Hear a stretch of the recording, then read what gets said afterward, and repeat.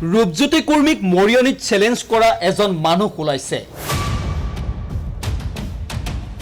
26ত মৰিয়নিৰ পৰা ৰূপজ্যোতিক উফৰাব ৰাইজৰ দলে।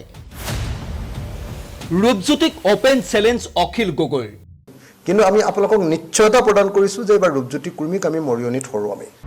মুখ্যমন্ত্ৰী আৰু বিজেপিয়ে ৰক্ষণাবেক্ষণ দিছে ৰূপজ্যোতি কুৰ্মীক। বিগত 20 বছৰে মৰিয়নিত অকলেই দপদপাই থকা বিধায়ক ৰূপজ্যোতি কুৰ্মীক এইবাৰ হৰুৱামেই বুলি চেলেঞ্জ কৰিব পৰা এজন মানুহ আৰু এটা ৰাজনৈতিক দল ওলাইছে। 26ত ৰূপজ্যোতি কুৰ্মীৰ সন্মুখত অখিল গগৈ।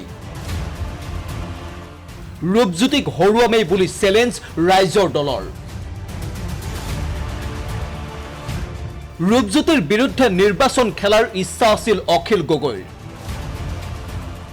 পিছে ইচ্ছা থাকিও শিৱসাগৰবাসীৰ বাবেই মৰিয়নিৰ পৰা এখোজ পিছুৱাই আহিছে অখিল গগৈ। মৰিয়নিত নিৰ্বাচন খেলি শিৱসাগৰবাসীক অন্যায় নকৰে অখিল গগৈয়ে। শিৱসাগৰবাসীৰ সমস্যা দূৰ কৰিবলৈ অখিলক লাগিব আৰু এটা কাৰ্যকাল। প্ৰতিশ্ৰুতি অনুসৰি শিৱসাগৰবাসীৰ সমস্যা দূৰ হোৱাৰ পিছতে অখিলে চিন্তা কৰিব অন্য সমষ্টিৰ। কিন্তু নিজে যুঁজত নানামিলেও ৰূপজ্যোতিক এখেকা দিবলৈ কঁকালত টঙালি বান্ধি লৈছে অখিল গগৈয়ে। কিন্তু আমি আপোনালোকক নিশ্চয়তা প্ৰদান কৰিছো যে এবাৰ ৰূপজ্যোতি কুৰ্মীক আমি মৰিয়নিত হৰুৱামেই। ৰূপজ্যোতি কুৰ্মীক মৰিয়নিত এইবাৰ ৰাইজৰ দলে পৰাজিত কৰিবই। তাৰ কাৰণে যি ব্যৱস্থা ল'ব লাগে তাৰ কাৰণে ব্যৱস্থা ল'ব। আৰু ৰূপজ্যোতি কুৰ্মীৰ নিচিনা উদণ্ড মানুহে আমাৰ গোটেই মৰিয়নি সমষ্টিৰ ৰাইজৰ যিটো সন্মান হানি কৰি পেলাইছে। গোটেই অসমৰ মানুহে এতিয়া এটাই প্ৰশ্ন কৰে যে এনেকুৱা অসভ্য মানুহক কিয় মৰিয়নি মানুহে ভোট দিছে। নিজৰ লাজ লাগি যায় আজিকালি। চাৰিওফালে আমাক অসমৰ মানুহে চাৰিওফালৰ পৰা ধৰিছে যে আপোনালোকে কিয় ভোট দিছে ইমান অসভ্য মানুহ এটা। গতিকে এইবাৰ যিকোনো প্ৰকাৰে মৰিয়নিত ৰূপজ্যোতি কুৰ্মীক পৰাজিত কৰা হ'ব।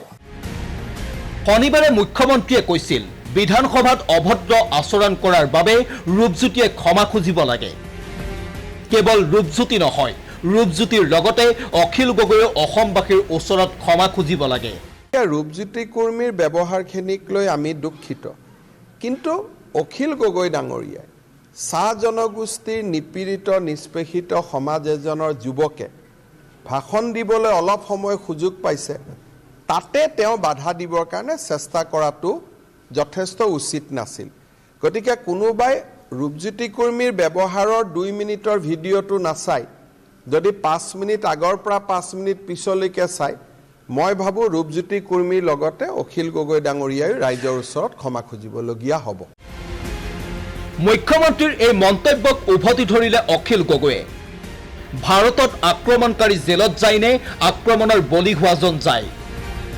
মুখ্যমন্ত্ৰী আৰু বিজেপিয়ে ৰক্ষণাবেক্ষণ দিছে অভদ্ৰ ৰূপজ্যোতিক। ৰূপজ্যোতিক ক্ষমা খুজিবলৈ কোৱাটো মুখ্যমন্ত্ৰীৰ নতুন নেৰেটিভহে। ৰূপজ্যোতিৰ দৰে মানুহে ক্ষমা খুজি আকৌ একেই কামেই কৰে। একেবাৰেই বহিষ্কাৰ কৰিব লাগিছিল ৰূপজ্যোতিক। কিন্তু সেয়া নকৰি অপৰাধীক ৰক্ষণাবেক্ষণ দিলে মুখ্যমন্ত্ৰী আৰু বিজেপি দলে। আৰু মুখ্যমন্ত্ৰীয়ে ঘটনাটোক গুৰুত্ব হ্ৰাস কৰিবৰ কাৰণে কি ক'লে? ঘটনাটোৰ গুৰুত্ব হ্ৰাস কৰিবৰ কাৰণে অসমৰ মুখ্যমন্ত্ৰীয়ে কি ক'লে যে ৰূপজ্যোতি কুৰ্মীয়েতো ক্ষমা খুজিবই লাগে, কিন্তু লগতে অখিল গগৈক ক্ষমা খুজিব লাগে।